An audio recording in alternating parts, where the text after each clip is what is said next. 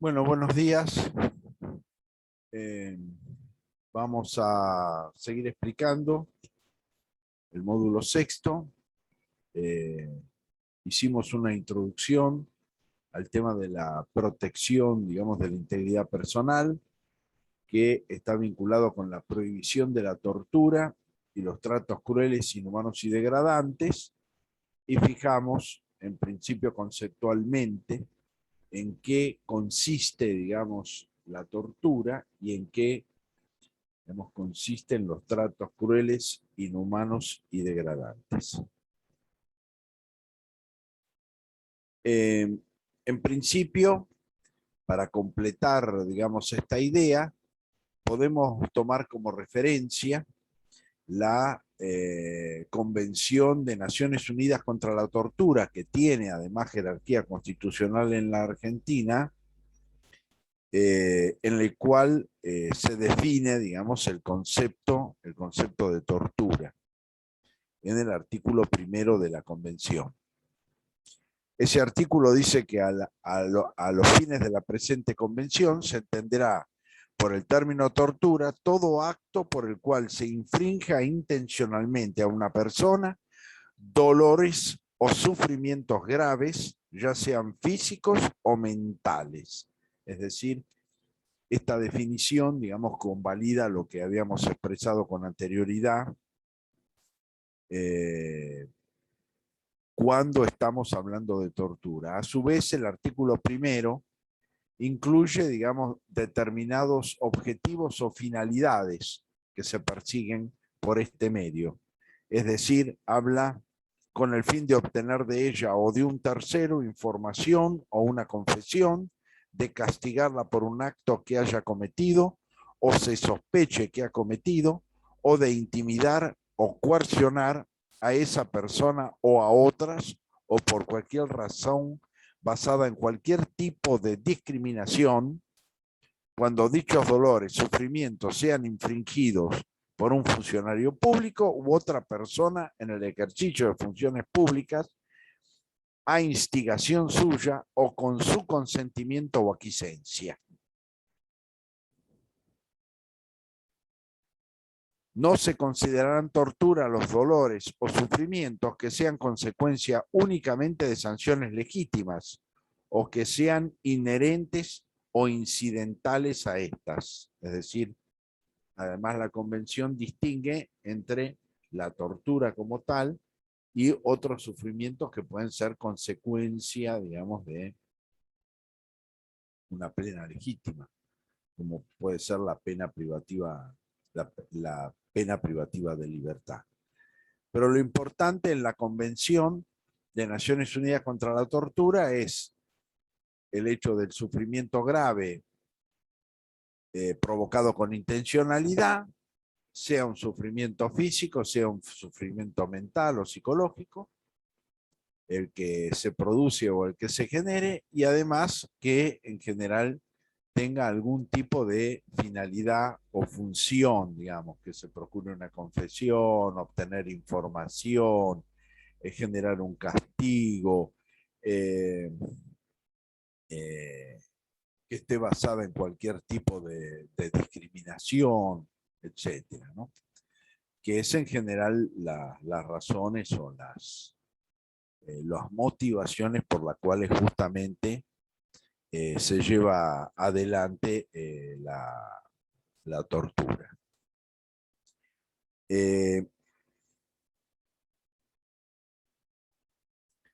Fundamentalmente dentro de ese contexto vamos a entrar a analizar la Convención Americana de Derechos Humanos, el artículo 5 de la Convención, que justamente hace referencia en términos generales al tema de la tortura y otros tratos crueles, inhumanos y degradantes, y luego incluye una serie de situaciones que se consideran conexas con la aplicación de torturas y que es lo que vamos a analizar a continuación.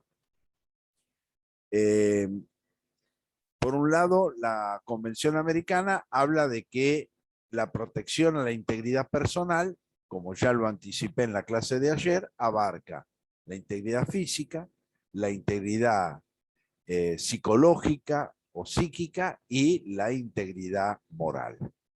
Dentro de ese contexto, dice que nadie debe ser sometido a torturas ni a penas o tratos crueles, inhumanos y degradantes. Toda persona privada de libertad será tratada con el respeto debido a la dignidad inherente al ser humano. Con lo cual, justamente, esta segunda parte del segundo inciso del artículo 5, el que ha sido utilizado en los precedentes de la Corte Interamericana de Derechos Humanos cuando hemos referido a que, por ejemplo, penas crueles, inhumanas o degradantes, sobre todo están vinculadas con las condiciones de detención que justamente afectan la dignidad de la persona, en la medida en que, en que el propio segundo inciso del artículo 5 refiere a que toda persona privada de libertad debe ser tratada respetando su dignidad. Por lo tanto, esa es una de las motivaciones o razones preponderantes que la jurisprudencia de la Corte ha utilizado, de la Corte Interamericana, para fijar justamente el concepto de tratos crueles o penas crueles, inhumanas o degradantes, y diferenciarlas fundamentalmente con la tortura, que tiene que ver, digamos, con los sufrimientos graves. Por otro lado, frente a esa situación, bueno, hay que distinguir, tal cual lo establece la última parte del artículo primero de la Convención contra la Tortura, lo que son, digamos, los dolores o sufrimientos normales vinculados con el cumplimiento de una pena legítima. Entonces acá tenemos, digamos, diversas categorías que en cada situación tenemos que analizar expresamente. Si esto constituye tortura, si esto constituye tratos crueles, inhumanos o degradantes, o la situación constituye una consecuencia normal de la aplicación de una pena legítima, desde el punto de vista penal. Otro principio, que es un principio tradicional del derecho penal, clásico del derecho penal liberal, es que las penas no trascienden a la persona del delincuente. Es decir, este principio, en general, ¿cuándo se aplica? Bueno, se aplica en materia penal por el hecho mismo de que, por ejemplo, el presunto delincuente, por ejemplo, fallece en el transcurso de un proceso, evidentemente ese proceso respecto a su persona fenece, es decir, no continúa. ¿Por qué? Bueno, porque justamente la pena no puede trascender a la persona del delincuente, el presunto delincuente.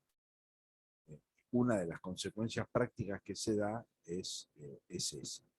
Es decir, lo mismo sucede que si hay una condena y la persona se fuga, por ejemplo, bueno, es necesario detenerla para poder aplicar sobre ella la pena fijada.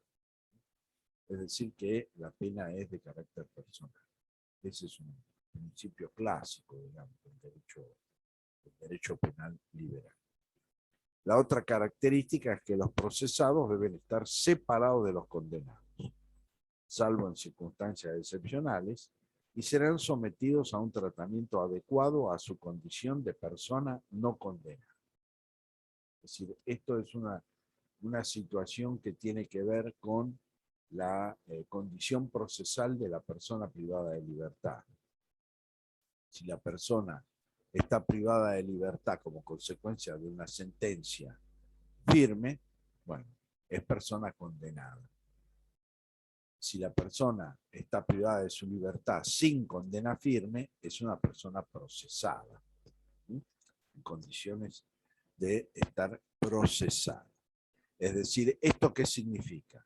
Bueno, significa que el tratamiento penitenciario tiene que ser diferenciado. Esto en la práctica, digamos que las personas condenadas tienen que estar separadas de las personas procesadas y que el régimen, digamos, carcelario debe ser diferente. Por ejemplo, el tema del trato de las personas privadas de libertad fijado por ley generalmente está relacionado con las personas condenadas, con las que están cumpliendo una condena, es decir, que están cumpliendo una sentencia firme. En realidad, y esto es una realidad propia de nuestro sistema penal, sobre todo de la morosidad del sistema penal, que ahora vamos a referirnos a otro aspecto vinculado con este, la morosidad del sistema penal hace que muchas veces las personas estén detenidas sin condena firme durante años. Y lo cierto es que el porcentaje entre personas procesadas y personas condenadas en las unidades penitenciarias es muy alta, digamos, la diferencia a favor de las personas procesadas, justamente por el tema de la duración de los procesos.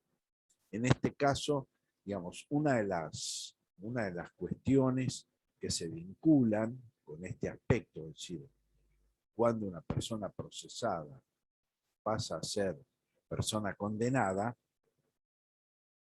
tiene que ver con el dictado de sentencia firme. La legislación argentina establece sentencia firme cuando la sentencia de condena es confirmada por un órgano jurisdiccional superior. Es decir, en el caso particular de la Argentina, bueno, sería la sentencia del Tribunal Oral Penal confirmada por la Cámara Nacional de Casación Penal.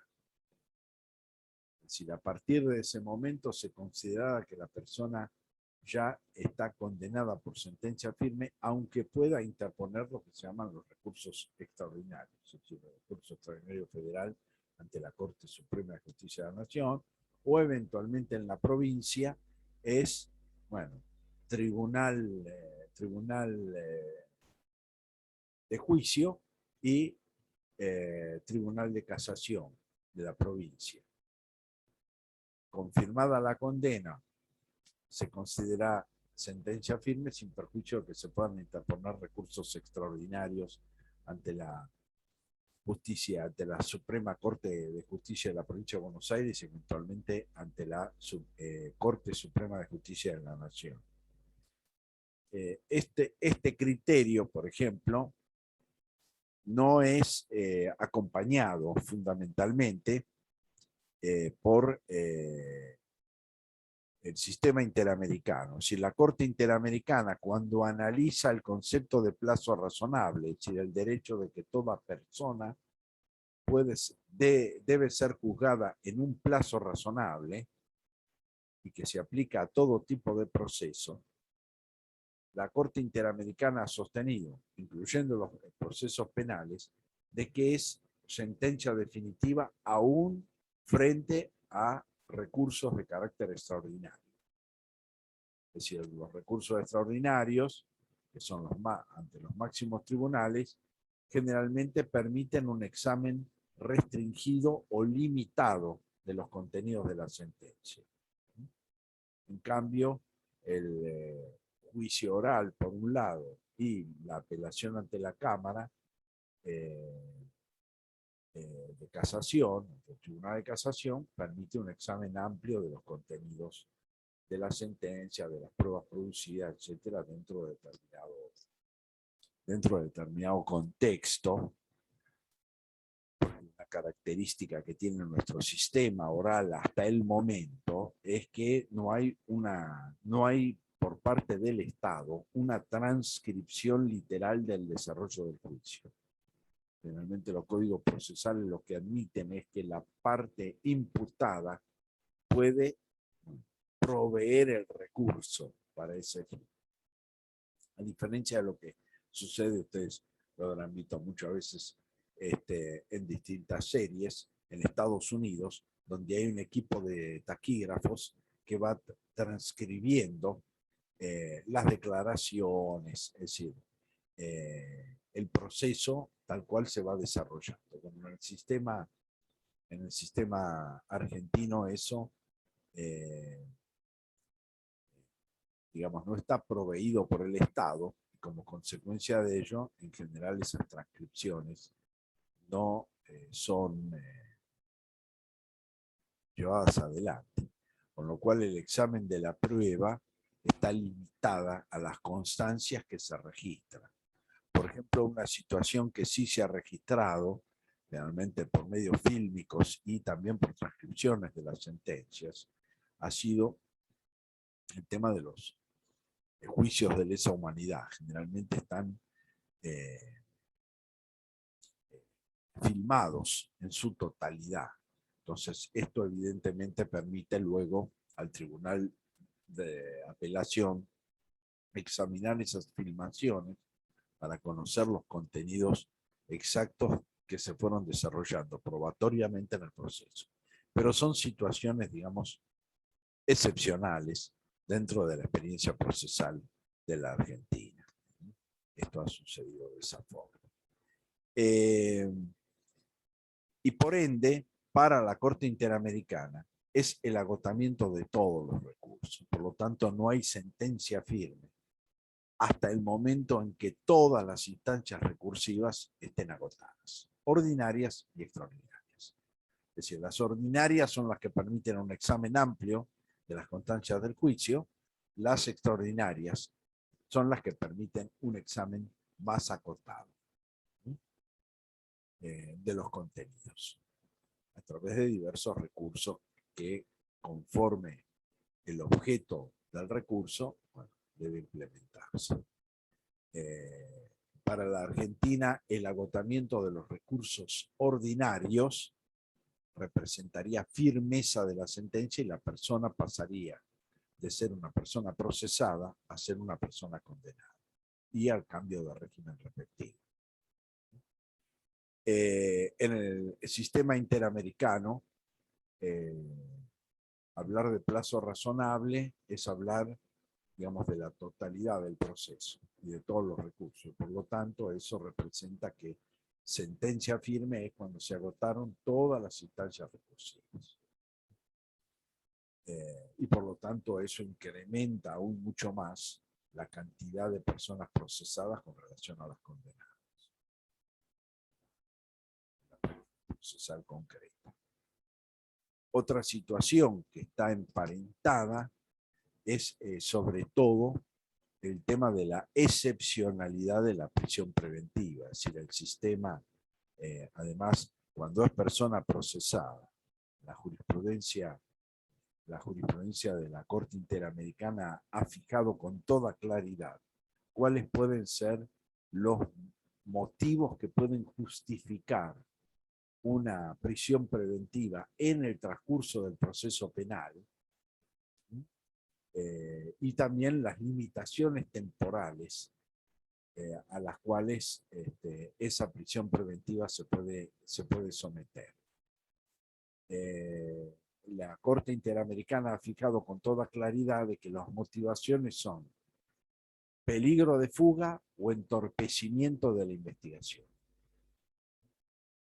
Peligro de fuga o entorpecimiento de la investigación. Son las dos causales básicas sobre que pueden acreditar una prisión preventiva, porque se entiende que si la prisión preventiva es efectiva, no estamos hablando de la prisión preventiva efectiva, es decir, que la persona es privada de su libertad, esto representa, digamos, un cumplimiento anticipado de una condena.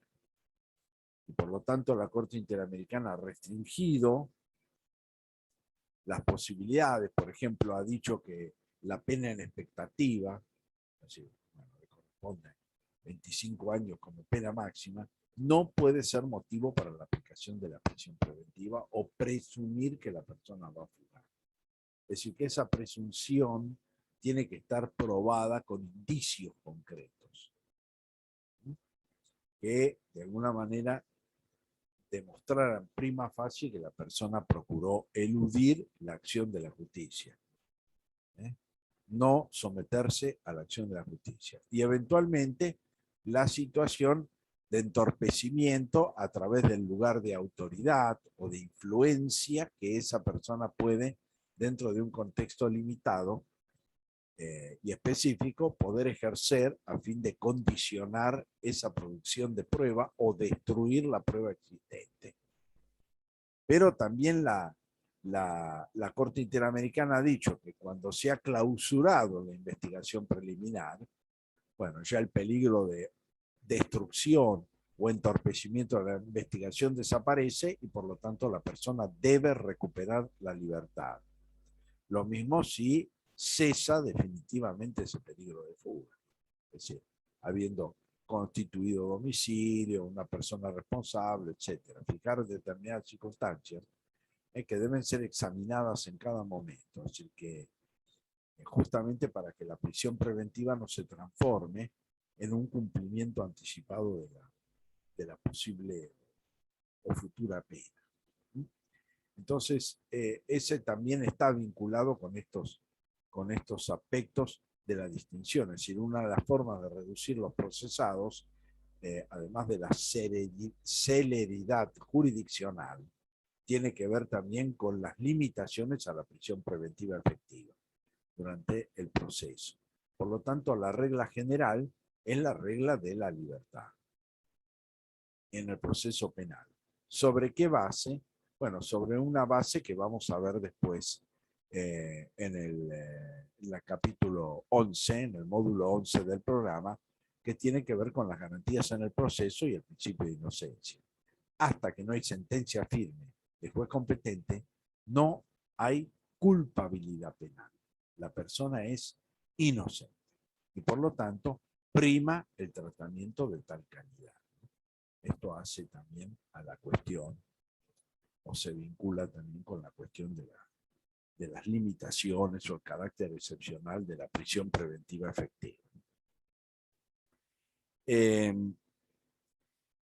Después dice en este nivel de que justamente, bueno, las personas tienen que estar separadas, es decir, los condenados se entiende que son culpables, los procesados se entiende que son inocentes, constitucionalmente hablando, y por lo tanto su tratamiento debe responder a esas condiciones en particular. Dice, cuando los menores pueden ser procesados, deben ser separados de los adultos y llevados ante tribunales especializados, con la mayor celeridad posible para su tratamiento. Entonces, acá estamos hablando del tema de menores, que es otro ámbito también que ha sido objeto de muchos debates en forma permanente. Es decir, cuando un menor es imputable y por lo tanto puede ser llevado a proceso. Esto es uno de los temas de debate permanente, ¿no? La edad de imputabilidad. Aún tratándose de personas menores, puedan ser imputados y sometidos a proceso. Por eso dice, cuando los menores puedan ser procesados. En la Argentina fundamentalmente se establece a partir de los 16 años, es decir, entre los 16 y los 18 años. A partir de los 18 años se ingresa al sistema penal de mayores. Entre los 16 y los 18 años, la persona imputada menor de edad puede ser sometida a proceso. Después está lo que se llama la edad de inimputabilidad. El sistema separa esa situación y por lo tanto establece la imposibilidad de imputar penalmente la responsabilidad de un delito sin perjuicio de las medidas, digamos, de tratamiento de carácter administrativo que el Estado puede imponer en determinadas circunstancias. Ahora, el propio artículo está hablando de tratamiento.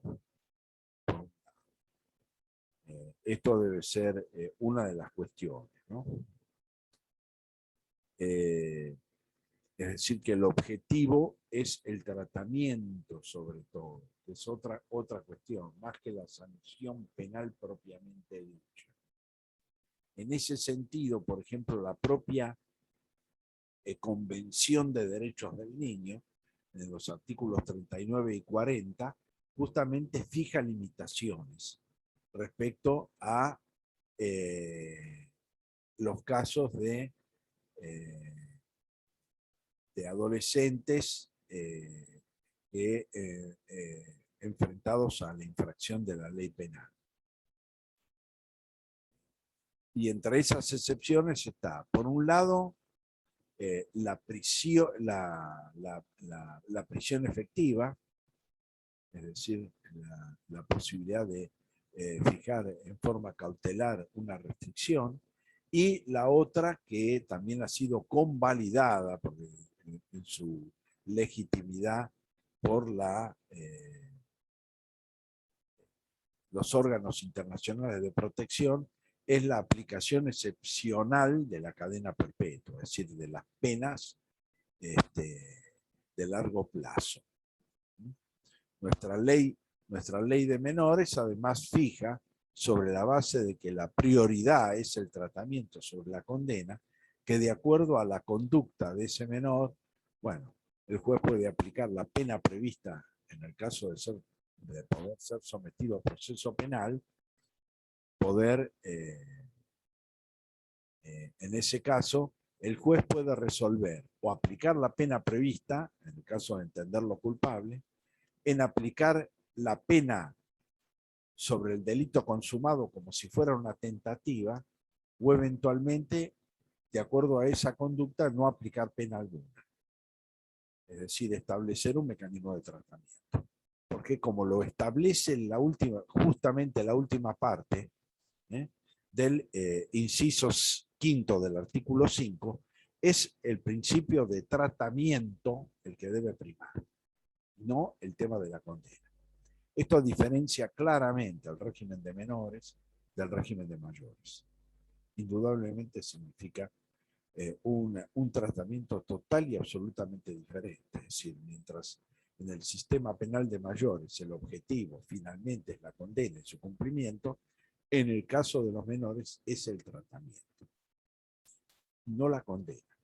Entonces esto trae una serie además de reglas excepcionales, como es las limitaciones a la prisión perpetua, las limitaciones a la detención cautelar, es decir, a la prisión preventiva, en el caso de tratarse de menores, o en el caso de la ley argentina, la posibilidad de que al momento de dictar sentencia y aún frente a la responsabilidad, el juez tenga diversas opciones con el objeto de decidir qué hacer.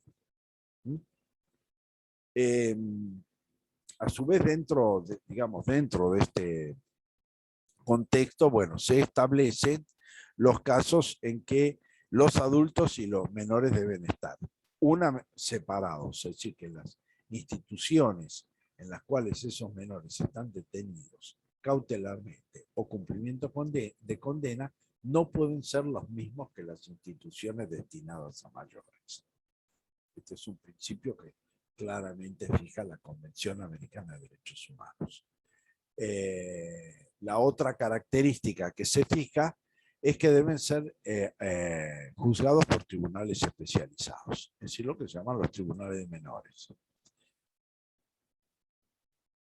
En los últimos años, las reformas que se han aplicado en materia procesal penal de menores han hecho claramente una distinción, o han mantenido una distinción que la Convención de Derechos del Niño también fija con toda claridad. Las cuestiones penales son de competencia de los tribunales de menores. Es decir, ese es un aspecto. Los aspectos vinculados con lo asistencial es competencia administrativa del Estado. En el pasado, por ejemplo, en el caso de la provincia de Buenos Aires, la ley procesal de menores que fue aprobada en 1983, establecía que tanto las funciones penales como asistenciales eran llevadas adelante por el mismo juez de menores. Entonces, ¿esto qué generaba? Bueno, generó una distorsión en la práctica, que el juez de menores terminaba privando de libertad a un menor por tomando medidas de carácter asistencial y no de carácter penal. Y por lo tanto lo alojaba en un instituto de menores por razones de protección social. Esta distorsión en este momento se ha superado en la medida en que justamente se ha adoptado o adaptado, mejor dicho, la legislación argentina a los principios de la Convención de Derechos del Niño. Y el hecho de que aún dentro de esa doble función que el Estado debe cumplir, es decir, la función penal y la función asistencial, los órganos habilitados en un caso y en otro sean distintos. Es decir, el juez de menores procesa, condena, absuelve dentro de un proceso penal y con relación a delitos concretos. Si esto no sucede y la cuestión es que la intervención del Estado se debe a cuestiones meramente asistenciales o de protección, bueno, son órganos de carácter administrativo. Tengan ustedes en cuenta que además, que lo vamos a ver sobre todo cuando analicemos el módulo 10 de este programa, que en el caso de los niños, niñas y adolescentes, un derecho que la Convención les reconoce es el derecho a ser oídos conforme su nivel de madurez en todo procedimiento judicial, administrativo, donde se diriman sus derechos. Entonces también esta es otra cuestión, que es el hecho de que esos niños, niñas y adolescentes tienen derecho a participar activamente en los procesos. Y esto también es una compatibilidad legislativa con la Convención de Derechos del Niño. Después dice, las penas privativas de libertad tendrán como finalidad esencial la reforma y la readaptación social de los condenados. Esta última parte también tiene que ver con uno de los requisitos fundamentales del sistema penal liberal, o clásico. ¿Cuál es el fin o el objetivo final? Es la resocialización, la readaptación social de la persona privada de libertad. Es decir, que más allá de la condena y de la privación de libertad, hay una finalidad de resocialización. Por supuesto que esto ha sido, digamos, seriamente discutido respecto, sobre todo, los principios llamados abolicionistas, han planteado de que el sistema penitenciario per se no es un sistema que favorezca el proceso de resocialización. Y por ende, digamos, están los que cuestionan el sistema penitenciario estableciéndolo como una alternativa, como una última alternativa, una alternativa frente a situaciones de mayor gravedad, que ahora vamos a ver lo que llaman las penas alternativas a la privación de libertad, o quienes en un extremo mayor plantean el abolicionismo del sistema carcelario, como un sistema que desfavorece, perjudica el proceso de resocialización. En general, lo que ha avanzado en la dogmática penal es, por un lado, que el sistema penal es una última instancia y una instancia de excepción. Esto se vincula con algo que seguramente ustedes habrán escuchado muchas veces, que es la criminalización de la protesta social.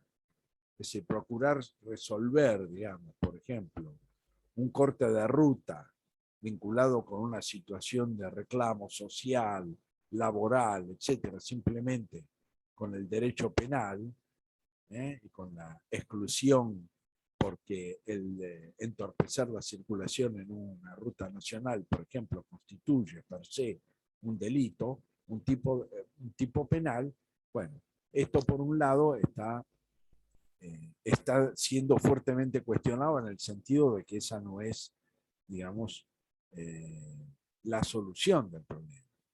Simplemente, bueno, lograr un resultado inmediato, pero que no se va a prolongar en el tiempo, porque evidentemente lo que lo ha motivado no es la comisión del delito, lo que lo ha motivado es poner en evidencia, en general, una situación de crisis social, de problema social determinado.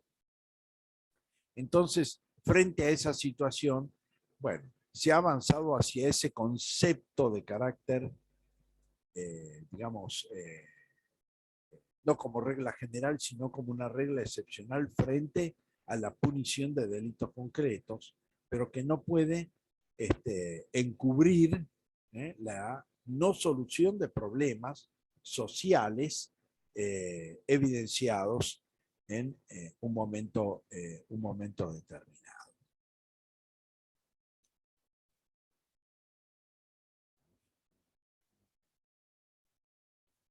Bueno, eh,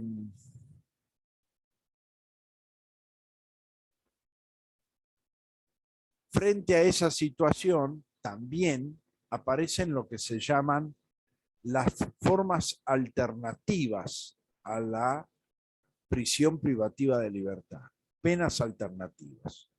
Es decir, justamente frente a la toma de conciencia de que los sistemas penitenciarios en muchas ocasiones lo que pueden hacer es agravar las condiciones delictivas de la persona privada de libertad más que generar su resocialización, ha aparecido como alternativa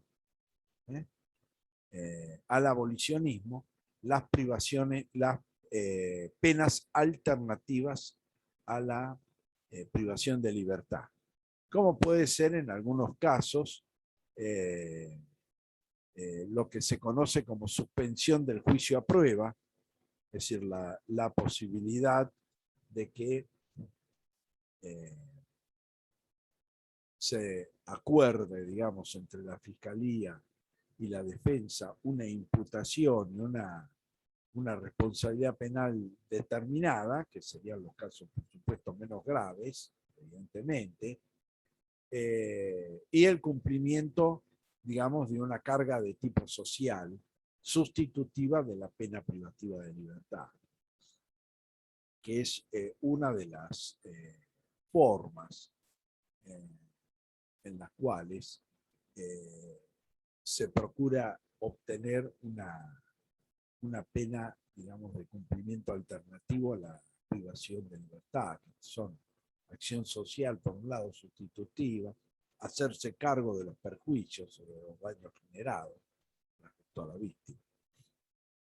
Por supuesto que estamos hablando de delitos, los delitos menos graves, por supuesto que eso no se puede acordar respecto a temas, a delitos graves, a homicidios, etcétera, ¿no? Sino que estamos hablando, por ejemplo, de determinados delitos contra la propiedad, donde la persona es primaria, es decir, no tiene antecedentes, por ejemplo, es el primer delito que comete, y eventualmente reconoce su responsabilidad, pero en vez de aplicársele una pena privativa de libertad de cumplimiento efectivo, es una acción destinada, digamos, a generar una acción social, por un lado, y a reparar los perjuicios causados por otro. Es decir que justamente en relación a esta finalidad de la pena, el objetivo de finalidad de reforma y de readaptación social que establece el último párrafo del artículo 5 de la Convención Americana de Derechos Humanos, es que en general, bueno, la dogmática penal ha avanzado en ese sentido, ¿no? En reconocer de que la situación, digamos, de privación de libertad tiene que ser de carácter es más excepcional y ubicado a los delitos más graves, y los otros, y sobre todo frente a lo que llamamos delincuentes primarios, bueno, la posibilidad de procurar formas alternativas de cumplimiento de la pena, ¿no? Así que esto está enmarcado dentro de este principio general vinculado con el objeto y fin de la pena. Bueno, vamos a ingresar ahora al análisis de la prohibición de la esclavitud y de la servidumbre. Como, bueno, se ve todo en teoría constitucional, al analizar la reforma de 1860, el artículo 15 de la actual artículo 15 de la Constitución Nacional fue, digamos, incluido en el texto constitucional con la reforma de 1860. El artículo 15 es justamente el dispositivo constitucional que prohíbe la esclavitud. Y a la vez establece como principio complementario que toda persona o todo esclavo que pise el suelo argentino también será libre. Es decir, que esto no solamente establece la libertad de los esclavos que residen en el territorio nacional, sino a los esclavos que eventualmente ingresen al territorio nacional. Esto tenía un sentido en su momento importante y trascendente. ¿Por qué? Porque Brasil fue un país esclavista todavía algunas décadas posteriores a 1860. Con lo cual esto tenía esa referencia, digamos, a los casos en los cuales la esclavitud seguía siendo legal, y eventualmente el esclavo podía, digamos, cruzar la frontera argentina e ingresar al territorio nacional y obtener su libertad. Este es un punto importante de por qué la reforma de 1860 incorpora este aspecto, que no solamente declara ilegal la esclavitud, sino que además todo aquel que pisa el suelo argentino será libre y dejará de ser esclavo. ¿Por qué? Porque hasta ese momento en que se establece ese dispositivo, los esclavos fugados de Brasil podían ser reclamados por sus propietarios en el territorio nacional.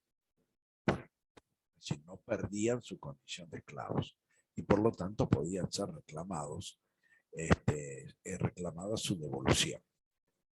Por otro lado, el otro principio complementario es que de alguna manera la Constitución convalida la legitimidad de la esclavitud previo a la reforma de 1860, porque lo que va a establecer es que los propietarios de esclavos que los pierden, digamos, por la libertad establecida en la reforma, van a tener derecho a ser reparados conforme a una ley especial, es decir, a ser indemnizados por esa pérdida.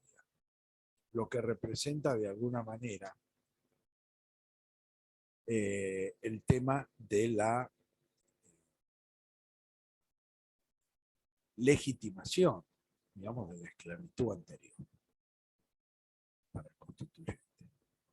Evidentemente, le está estableciendo un derecho reparatorio como consecuencia de esa pérdida.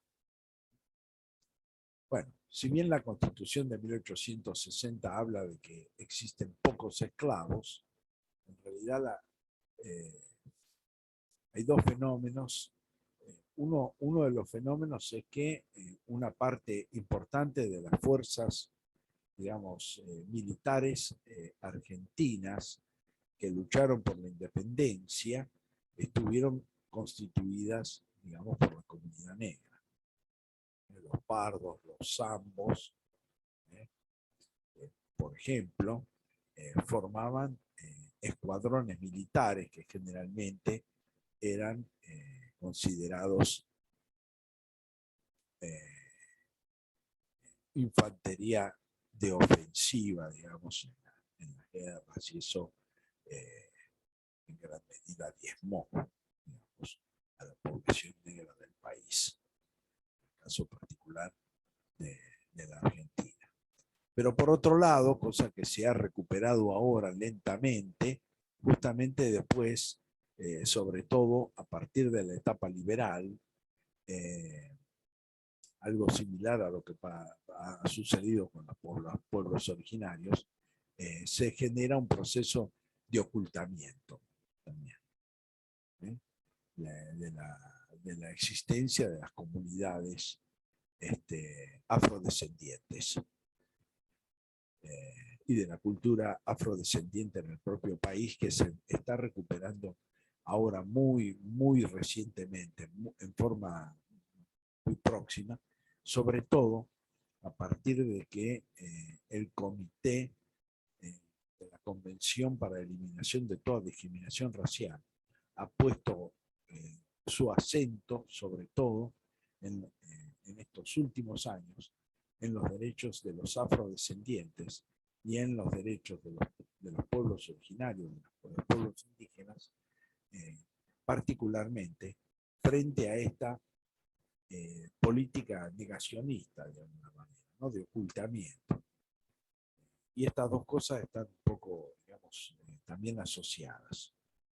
Contemporáneamente también hay una idea de que negros no hay. ¿Por qué? Porque hay también un ocultamiento de la existencia. No hay una visibilización de su existencia histórica, etcétera, etcétera, etcétera, ¿no? En general son poblaciones que no están reconocidas como tales en su cultura, en sus aportes, a través del tiempo, etcétera. Todo ese aspecto también está de alguna manera vinculado con la forma en que la propia Constitución aborda el tema de la esclavitud. Sin perjuicio de ello, sin perjuicio de esta prohibición de la esclavitud, que en general, vuelvo a insistir, está vinculado con también una nueva forma de producción dentro del capitalismo, que es un poco la regla también que generó la llamada Guerra de la Secesión en Estados Unidos, que justamente se va a llevar adelante durante esa década, ¿no? De 1860 en los Estados Unidos, justamente enfrenta, digamos, al sur esclavista con el norte no esclavista e industrializado.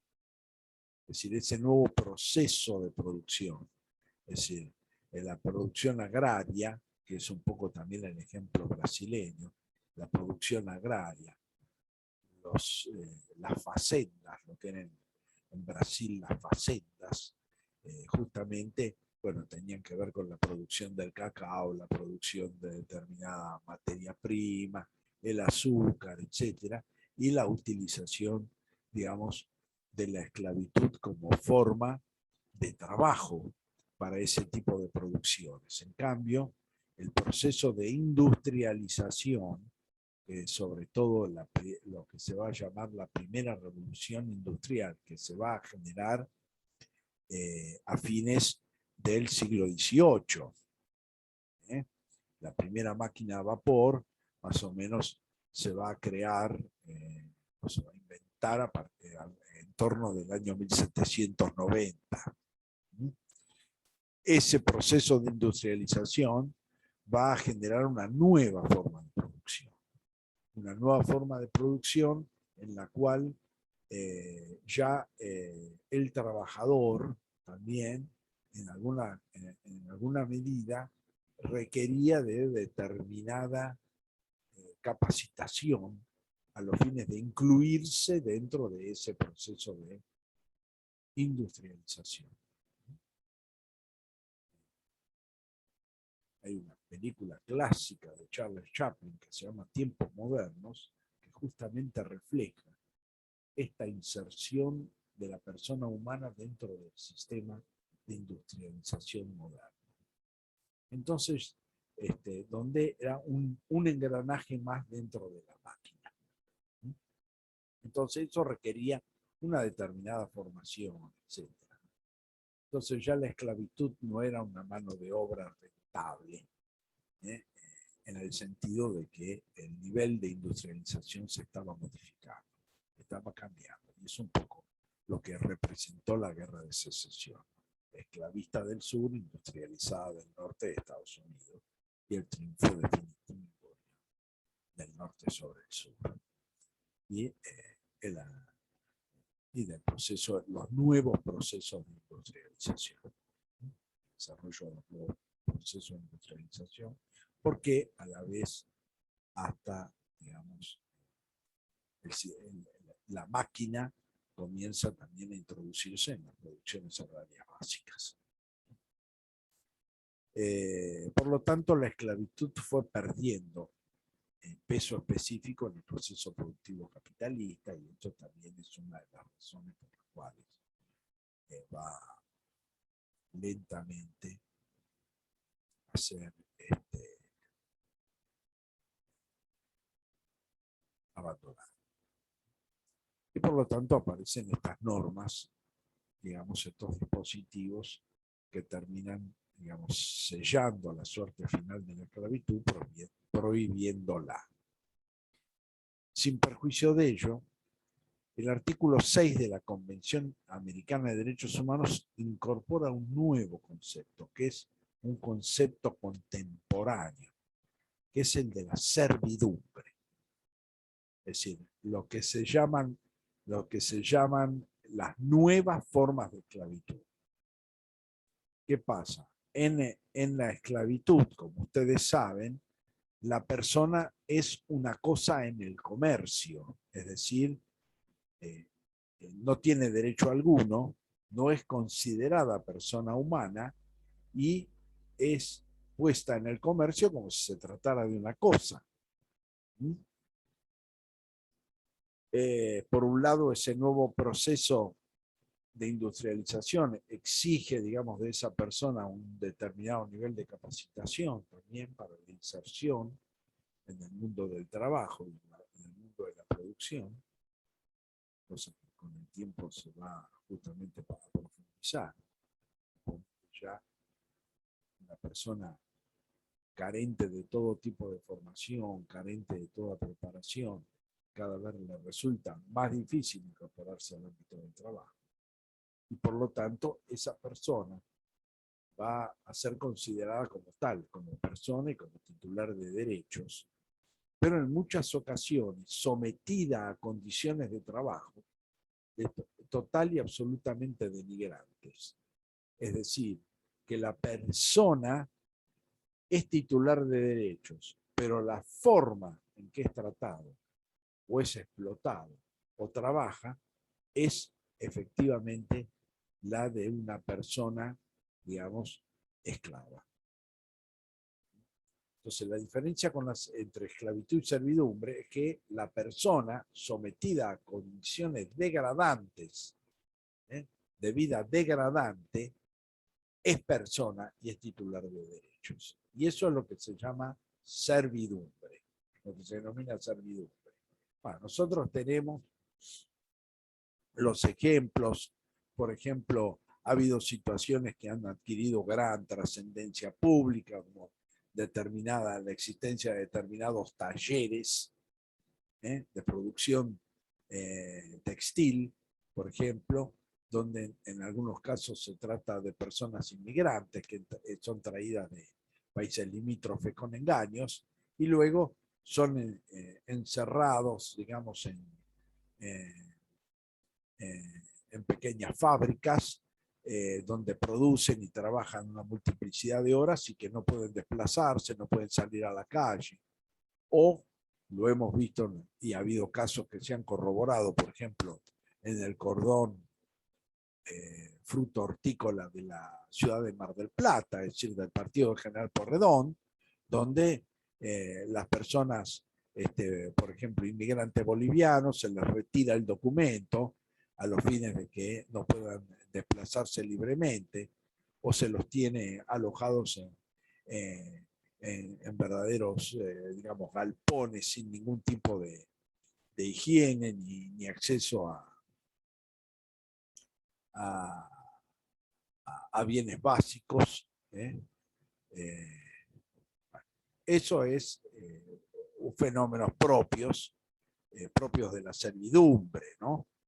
Algo similar sucedía tradicionalmente en el campo argentino, donde el estanciero no pagaba con dinero, sino que pagaba con bonos que el trabajador de campo debía gastar en los almacenes que administraba el propio estanciero. Bueno, esas situaciones son clásicas de servidumbre. Es decir, la persona está sometida, por eso es que se denomina esclavitudes contemporáneas y modernas. Está sometida a una situación de privación severa de derechos, siendo titular de ellas.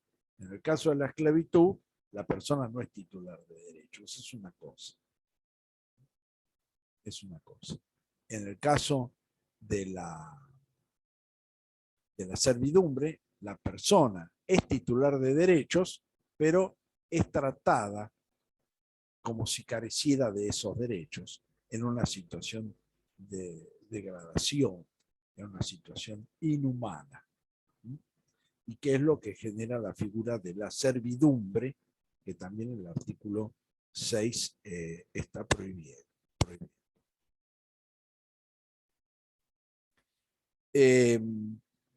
Otro aspecto que está vinculado con esta explicación que he dado y sobre todo con la figura de la servidumbre, es que el artículo 6 habla de que nadie debe ser constreñido a ejecutar un trabajo forzoso u obligatorio.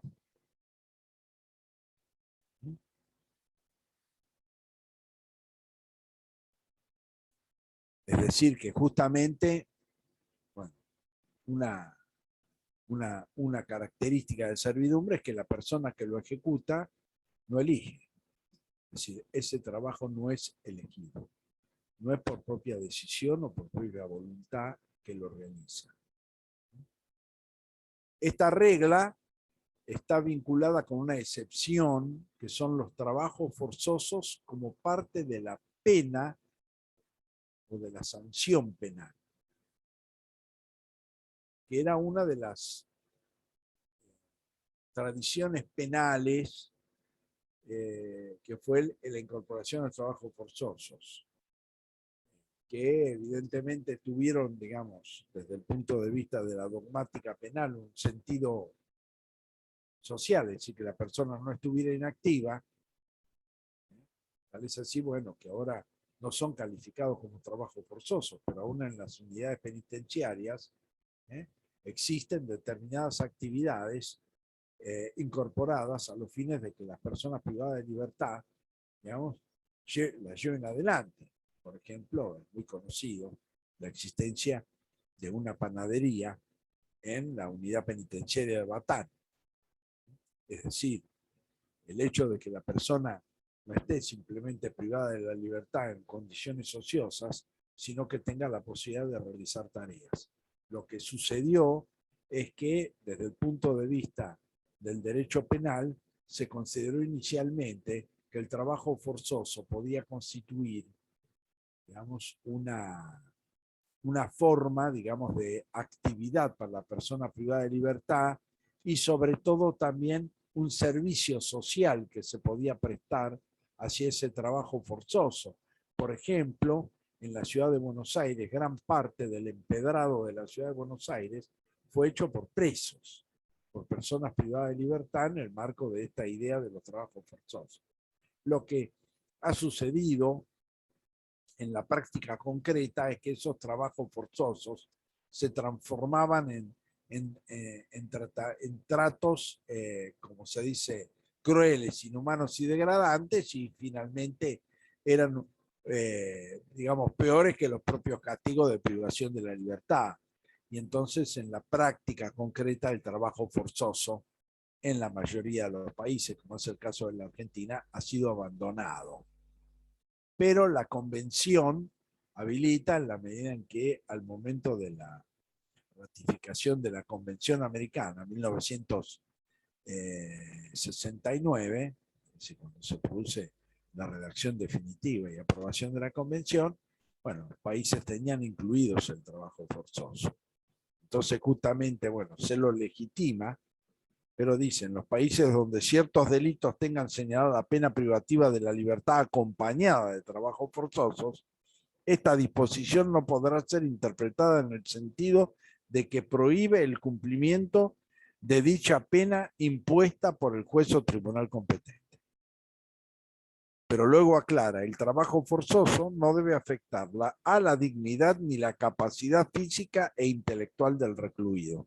Justamente, bueno, se aclara esto de que es una habilitación del trabajo forzoso, pero en la medida en que no afecte la dignidad, la integridad personal de la persona recluida. Por otro lado, por último, el artículo 6 de la Convención Americana de Derechos Humanos fija determinadas condiciones que no constituyen trabajo forzoso, es decir, que no se entiende como trabajo forzosos, aunque su cumplimiento es obligatorio, pero que no se consideran trabajos forzosos. El primero, los trabajos o servicios que se exigen normalmente de una persona recluida en cumplimiento de una sentencia o resolución formal dictada por la autoridad judicial competente. Tales trabajos o servicios deberán realizarse bajo la vigilancia y control de las autoridades públicas y los individuos que los efectúen no serán puestos a disposición de particulares, compañías o personas jurídicas de carácter privado. Esto es una aclaración porque, vuelvo a insistir, en esta primera excepción ingresarían los trabajos como el que yo expliqué con anterioridad respecto, bueno, a la existencia de una panadería, por ejemplo, en una unidad penitenciaria. Es decir, esos trabajos, en principio, son legítimos, por supuesto, en la medida en que no afecten la dignidad de la persona en las condiciones en que deben llevarse adelante. En general, en los últimos años, además, se ha reclamado de que sean actividades remuneradas, es decir, que la persona privada de libertad por la realización de esas actividades reciba una remuneración, reciba recursos, como una forma de distinguir claramente estos servicios o tareas de los trabajos forzosos, evidentemente, que no lo son.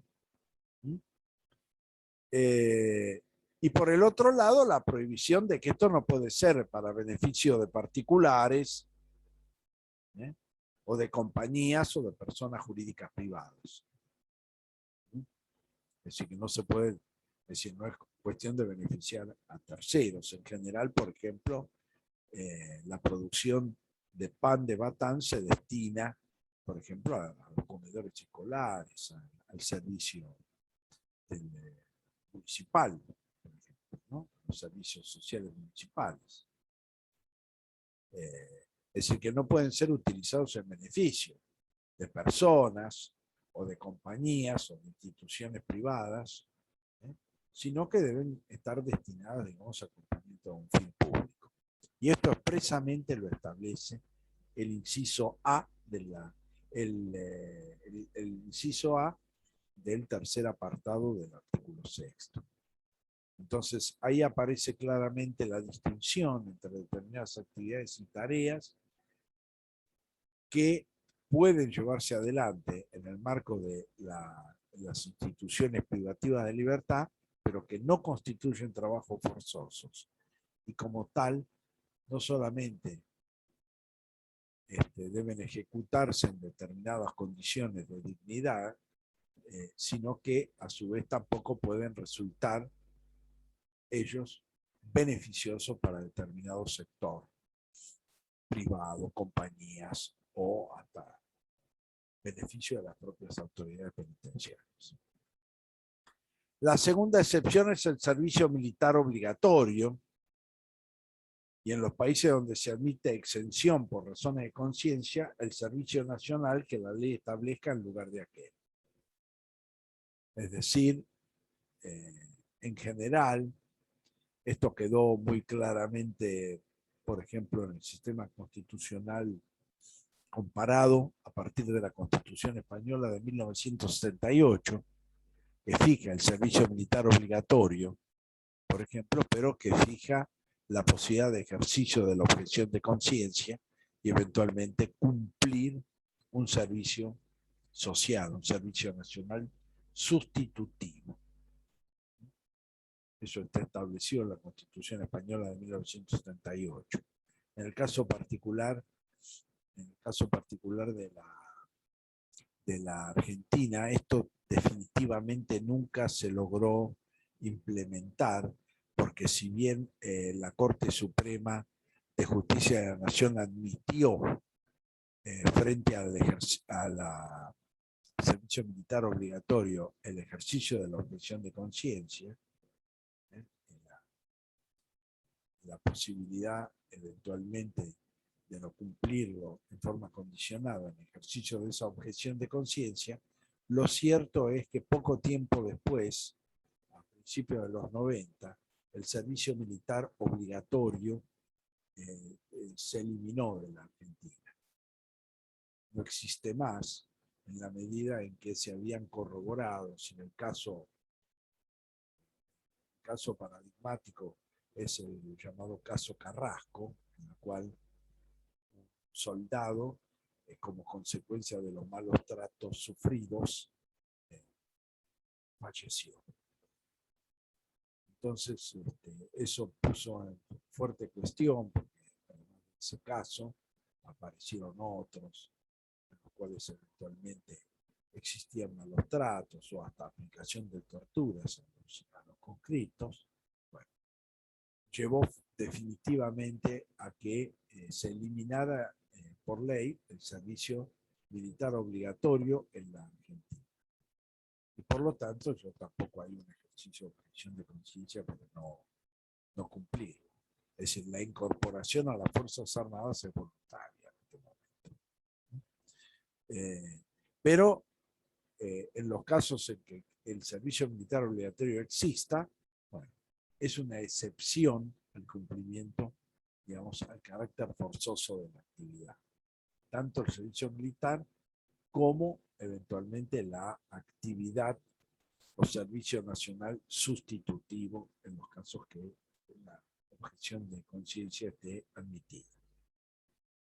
Después, el servicio impuesto en casos de peligro, de calamidades que amenace la existencia o el bienestar de la comunidad. Es decir, esto es un caso bastante común, es decir, cuando se produce una calamidad natural, una calamidad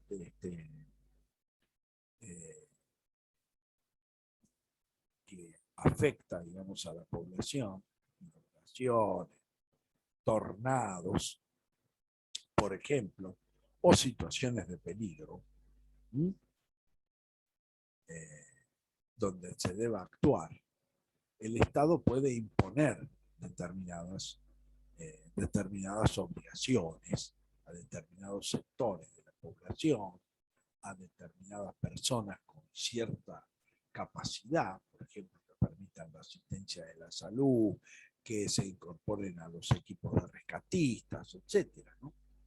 Es decir, eso realmente el Estado puede exigir ese cumplimiento frente a las consecuencias de una calamidad o de un peligro que está en ciernes y que requiere de la labor solidaria de la sociedad, de la comunidad. Y frente a esto, el Estado puede imponer determinadas conductas. Y finalmente, el trabajo o servicio que forma parte de las obligaciones cívicas normales. Obligaciones cívicas normales que, por ejemplo, una que ha entrado profundamente en crisis en la Argentina y que, a pesar de los incentivos que el Estado ha incluido, es ser autoridad de mesa electoral, por ejemplo.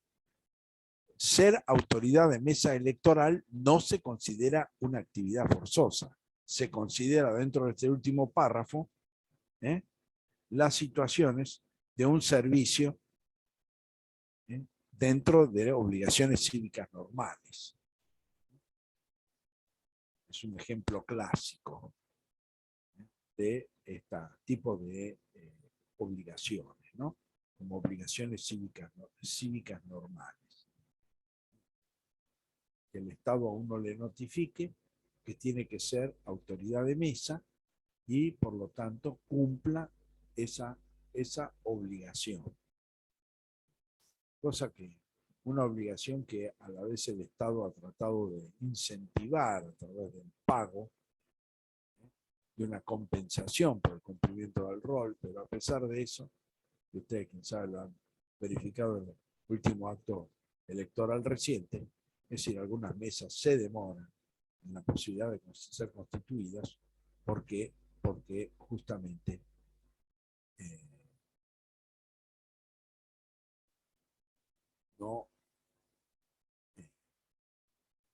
no se presentan las autoridades designadas.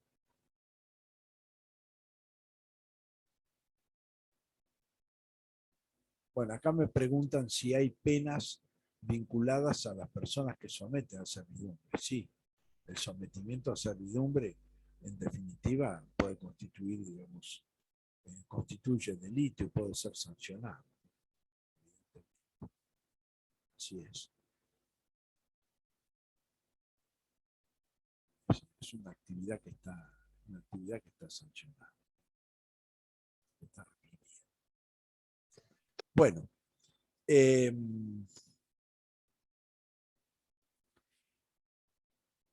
en general, entonces, también ustedes van a tener en cuenta acá de que dentro de esos servicios y esas obligaciones cívicas normales están también en el ámbito profesional y están en el ámbito del derecho. Por ejemplo, profesional del derecho es la asistencia a personas carentes de recursos. Por ejemplo, los colegios profesionales, como el colegio del Departamento Judicial Mar del Plata, tienen un servicio de asistencia gratuita, que evidentemente, bueno, su incorporación de los profesionales al servicio de asistencia gratuita del colegio es voluntaria, pero eventualmente puede darse la situación de que los propios colegios profesionales deleguen en un profesional la atención de ese caso por fuera del servicio gratuito del colegio, cuando eventualmente la demanda es muy alta, las posibilidades concretas de que el servicio gratuito se haga a cargo no son posibles. Bueno, hay una carga por parte del profesional de hacerse cargo de esa situación, de esa derivación, aunque ésta no genere honorarios, no genere recursos para el profesional.